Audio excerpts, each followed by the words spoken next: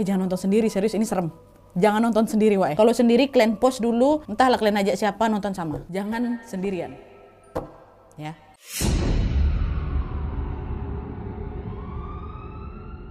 Oke, Wak, jadi kisah yang aku ceritakan malam ini dikirim sama Wak aku yang kita sebut aja namanya Edo dari NTT. Halo Edo. Nah di sini Wak Edo ini mau menceritakan sebuah kisah horor yang dialami oleh tetangganya sendiri. Kita sebut aja namanya Bang Ican ya. Halo Bang Ican. Dan kejadian ini terjadi pada bulan Oktober tahun 2000 lalu. Memang bukan Edo Wak yang mengalami langsung kejadian ini, tapi dia membagikan kisah ini atas persetujuan Bang Ican. Ya, dan sesuai permintaan dari Bang Edo sama Bang Ican untuk menjaga privasi, maka semua nama dan juga lokasi di cerita ini sudah kami samarkan. Ya, lanjut. Jadi Wak ceritanya pada suatu malam Bang Ican ini sedang mengikuti ibadah rutin tahunan yang digelar di kampungnya. FYI, masyarakat tempat Bang Ican tinggal ini mayoritas beragama Katolik, Wak. Dan bagi mereka bulan Oktober ini merupakan bulan spesial di mana mereka menjalankan ibadah rosario untuk memperingati Santa Maria. Sebagaimana tradisi di kampung itu, setiap malam di bulan Oktober warga ini akan berkunjung dan berdoa bersama dari rumah satu ke rumah yang lainnya secara bergantian selama 1 bulan penuh. Kan? Dan hari itu pada saat kejadian ini kebetulan giliran rumah Edo Wak yang dijadikan lokasi doa bersama. Sebelum acara dimulai, Bang Ican udah datang duluan nih ke rumahnya si Edo karena rumah Bang Ican ini betul-betul persis sekali di sebelah rumah Edo, Wak. Dan setelah semua warga berkumpul, sekitar jam 7 malam barulah doa bersama dimulai. Selang 1 jam kemudian, acara pun sudah selesai nih, Wak. Tapi warga yang datang nggak langsung pulang itu. Mereka lanjut lagi nih, menikmati jamuan yang memang sudah disuguhkan oleh keluarga Edo sambil ngobrol-ngobrol ringan. Nah, pas jam sudah menunjukkan pukul 9 malam, ibu-ibu sama anak-anak sudah mulai meninggalkan rumah Edo untuk pulang ke rumah masing-masing. Sedangkan bapak-bapak dan beberapa pemuda di sana, termasuk Edo dan Bang Ican, masih tetap di rumah Edo. Ya biasalah bapak-bapak ya kan, mereka masih lanjut ngobrol-ngobrol lagi hingga waktu menunjukkan pukul 11 malam. Nah, nggak lama kemudian Wak, dari kejauhan ada sepeda motor lagi melaju kencang tuh ke arah si bapak-bapak yang lagi kumpul depan rumah Edo nih. Mang, mang, mang.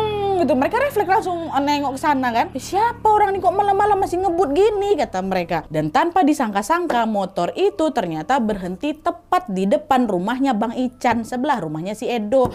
Bang Ican pun langsung pamit, tamu aku itu mah, kata dia. Udah ditinggalinya lah si Edo nih bentar kan. Dan ternyata tamu itu adalah teman SMA-nya Bang Ican. Kita sebut aja lah nama kawannya ini Reno Wak ya. Bang Ican langsung membukakan pintu rumahnya sambil bilang, kau Reno tumben main kesini malam-malam. Kenapa udah sini-sini masuk, katanya. Dan setelah dipersilakan duduk Wak, tanpa basa-basi Reno ini langsung bilang, Bang, jadi gini, aku kesini untuk meminta bantuan abang. Bantuan apa Ren? Bang, tolong nih Bang, abang mau nggak bantu aku nganterin jenazah pulang ke kampung halamannya Bang? Sebenarnya ini tugas aku sih memang, tapi kebetulan anakku lagi sakit Bang, jadi aku harus nemenin istri jagain anak. Loh, jenazah siapa? Kata Bang Ican kan. Jenazah anak laki-laki Bang, dari puskesmas tempat aku kerja itu. Dan FYI Wak, Bang Reno ini memang berprofesi sebagai supir ambulan di sebuah puskesmas kabupaten di sana. Jangan temannya Bang Alex pula ini kan. But anyway, mendengar permintaan Reno, Bang Ican langsung nolak Wak di situ.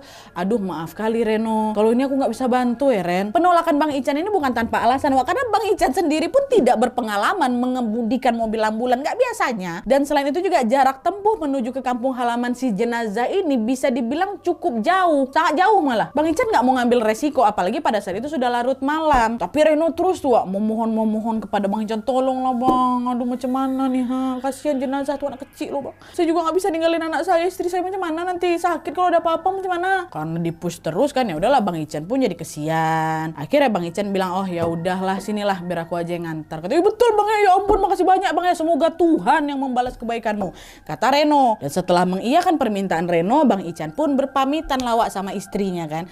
Sebenarnya pada saat itu istrinya Bang Ican ini merasa keberatan ditinggal sama suaminya malam-malam kayak gitu pula. Tapi karena istrinya juga merasa kasihan sama si jenazah ini, akhirnya dia bilang, oh ya udahlah Bang, antarkanlah jenazah anak kecil tuh. Pasti keluarga di kampungnya juga sudah menunggu kedatangannya dia, kata istrinya Bang Ican. Dan sebelum pergi, istri Bang Ican ini memberikan bekal sebuah rosario gitu dan berpesan agar sayang kamu hati-hati di jalan sayangnya. Semoga Tuhan melindungimu, kata si istri. Dah tuh singkat cerita, Bang Ican sama Reno ini pun akhirnya menuju ke puskesmas yang dimaksud, Wak. Setibanya di sana, Bang Ican pun mendapati jenazah seorang anak laki-laki berusia kurang lebih 8 tahun. Dan di samping jenazah itu ada seorang wanita, Wak, yang ternyata itu adalah ibu dari si jenazah. Ibu itu terlihat begitu terpukul dengan kematian anaknya. Dia terus-terusan menangis sambil menciumi jasad anak itu. Nengok itu aja sampai menangis Bang Ican, kok Wak, yang macam mana lah pula ya kan. Bang Ican ini seolah ikut merasakan